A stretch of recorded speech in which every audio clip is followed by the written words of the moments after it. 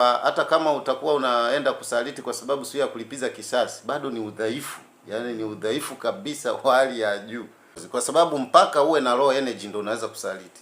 Ndio maana kuna watu ambao hata kama mwenza wake anasaliti vipi, hawezi kuyumbishwa hata kama atafatwa na wanawake kama ni mwanaume, au hata kama atafatwa na wanaume kama ni mwanamke, unakuta yuko stable. Yaani hayumbishwi hata kama anamshuhudia mwenza wake anafanya hayo matendo na nini. Kwa hiyo ukianza kuona kwamba unashawishika kusaliti, basi ujue kwamba umeshaingiwa hali ya kuwa dhaifu.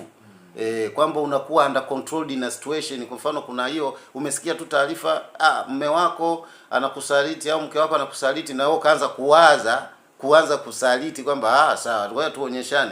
Huo ni udhaifu. Ndio maana mtu mwingine anataka kusaliti afu roho inamuuma sana. Ni ukakamavu wa hali ya juu sana ambao mtu apply in a negative way kwenda kusaliti, na ndio maana tunasema hivi, mtu hawezi kusaliti mara mbili hata kama atakuwa na watu 3, 4, 5. Mtu anasaliti mara moja tu. Ndio maana akishafanya hicho kitendo akasaliti pap kwa mtu mmoja, hawa wengine hatusemi kwamba anasaliti. Anakuwa sasa anajenga, ni muendelezo tu, ni mazoea, tabia, yes. Kwa hiyo siku zote tunasema msaliti ni mtu ambaye ameishiwa nguvu, hana nguvu, hana uwezo, hana power.